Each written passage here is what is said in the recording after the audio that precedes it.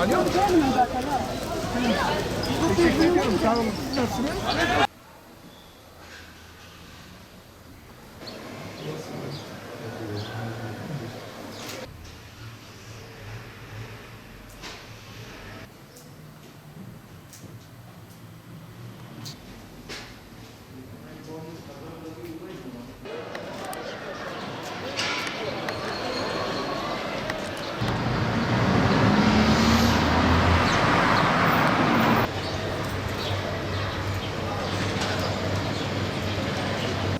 Havaların soğuk olması için tüpün dolma riski vardır.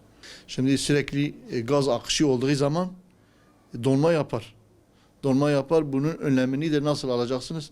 2-3 saat, 4 saat süre arayla leğenlere sıcak su dolduracaksın. Tüpü leğenin içine koyacaksın. O şekilde çözümü sağlarsınız. Başka bir türlü şeysi de var onun donmasını sağlamak için. Bu fırın makineleri çoğu mesela arkadaşlar da o sıcak hava atıyor ya.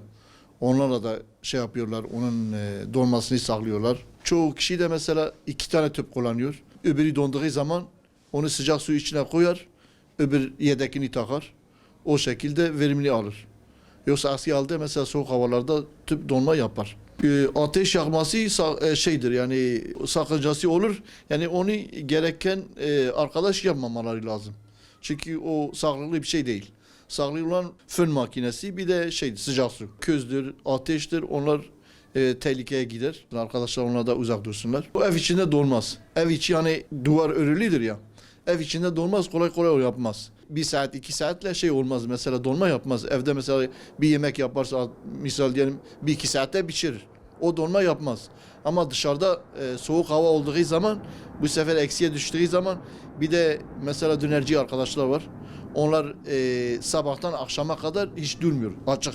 Sürekli açık olduğu için, akış geldiği için bu sefer 3-4 saat, 5 saatten sonra donma, altı donma yapar. Altı donuyor. O şekilde onu şey yapmaları lazım. Bu ılık suya koyacaklar kabın içine. O şekilde çözerler onu. Tüp patlaması şöyle olur. Misal diyelim tüp alev aldı.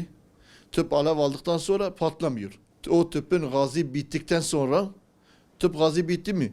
Ondan sonra söndüğü gibi o ateşi içine çeker. Tüpün içine çeker. Bu sefer yani gaz patlamıyor, tüp patlıyor. Gazın içine çektiği zaman tüpü bu sefer ısınıyor, şişiyor. Ondan sonra patlama ortaya geliyor.